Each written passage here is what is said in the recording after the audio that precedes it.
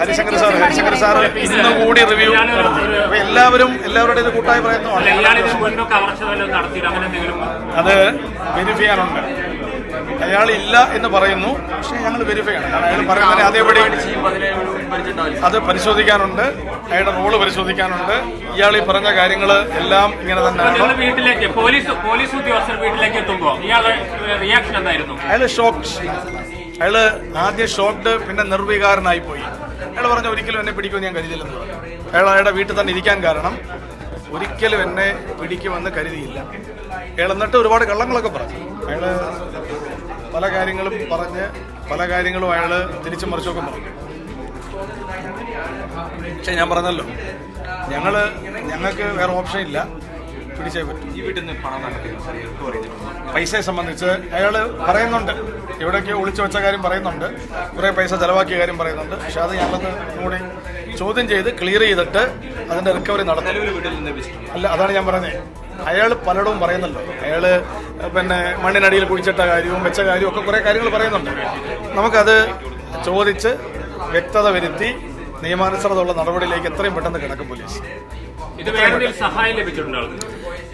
അയാൾ നിലവിലില്ലെന്ന് പറയുന്നു, ഞങ്ങളത് പരിശോധിക്കുന്നുണ്ട്. അത് പരിശോധിക്കും. അങ്ങനെ അയാൾ പറയുന്ന അതേപടി എടുക്കുന്നില്ല. അയാൾക്ക് ഫെഡറൽ ബാങ്കിന്റെ ചാലക്കുടി ബാങ്കിലാണ് ബ്രാഞ്ച്, ചാലക്കുടി ബ്രാഞ്ചിലാണ് അയാൾക്ക് അക്കൗണ്ട് ഉള്ളത്. അതുകൊണ്ട് ഫെഡറൽ ബാങ്ക് കാര്യങ്ങൾ അയാൾക്ക് അറിയാം. ഈ ബ്രാഞ്ചിന്റെ നേരെ ഓപ്പോസിറ്റ് കോട്ട പള്ളിയുണ്ട്. ആ പള്ളിയിൽ ഇയാൾ എല്ലാ ഞായറാഴ്ചയും വരാറുണ്ട്. പിന്നെ ഈ പള്ളിയിൽ സാധാരണഗതിയിൽ എല്ലാ ദിവസവും വളരെയധികം ആളുകൾ ഈ മാസിന് വരും. അപ്പോൾ അയാൾക്കറിയാം, വെള്ളിയാഴ്ചകൾ പോലും ആദ്യ വെള്ളിയാഴ്ചയും അവസാനത്തെ വെള്ളിയാഴ്ചയും അവിടെ പിന്നെ മാസമുണ്ട്. രണ്ടാം വെള്ളിയും മൂന്നാം വെള്ളിയും ഇല്ല. അതാണ് അയാൾ ഈ രണ്ടാം വെള്ളി സെലക്ട് ചെയ്തത്. അപ്പം ഞങ്ങൾക്ക് ആദ്യമേ വ്യക്തമായൊരു ധാരണയുള്ളത്, ഈ ബാങ്ക് നേരത്തെ പരിചയമുള്ള ഒരാളാണ്, ഈ സ്ഥലം നല്ല ധാരണയുള്ളതാണ്.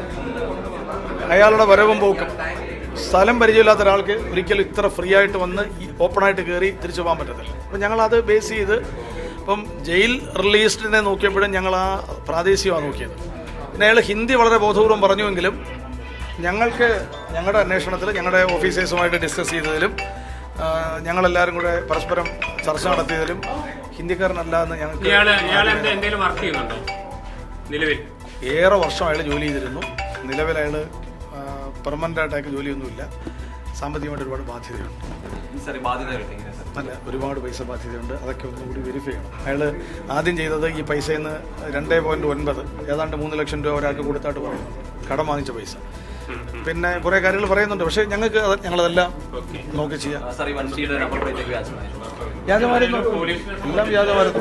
അയാൾ അതിനകത്ത് റിയർ വ്യൂ മിറർ വരെ അയാൾ നടത്തിയതിന് ശേഷം പിന്നെ അത് സെറ്റ് ചെയ്തു. റിയർ വ്യൂ മിററൊക്കെ അയാൾ ഓൺ ദ വേയിൽ മാറ്റി, ഡ്രസ്സ് ഓൺ ദ വേയിൽ മാറ്റി, വരുന്ന വഴിക്ക് ഡ്രസ്സ് മാറ്റി. എടുത്തോ, ഇതിന്റെ കൂടെ എടുത്തോ. ആ ശരി, ഞങ്ങൾക്ക് ഇത്തിരി ഇതിന്റെ ഒരു നടപടി. അന്വേഷണ ഉദ്യോഗസ്ഥരുടെ പ്രതികരണം കൂടിയാണ് വരുന്നത്. പ്രതിയിലേക്ക് എത്തിയത് എങ്ങനെയെന്ന് അവർ വിശദീകരിക്കുന്നുണ്ട്. ഇപ്പോൾ അന്വേഷണ ഉദ്യോഗസ്ഥരുടെ അടുത്ത് തന്നെ നമുക്ക് പ്രതിയെയും കാണാം. ചാലക്കുടി സ്വദേശി റിജോ ആന്റണിയാണ് ഈ കൃത്യം വളരെ ആസൂത്രിതമായി നടപ്പിലാക്കിയത്. എന്നിലേക്ക് എത്തില്ല എന്ന ആത്മവിശ്വാസം എനിക്ക് ഉണ്ടായിരുന്നുവെന്ന് പോലീസ് എത്തുന്ന ഘട്ടത്തിൽ തന്നെ പ്രതി പോലീസിനോട് പറയുകയാണ്.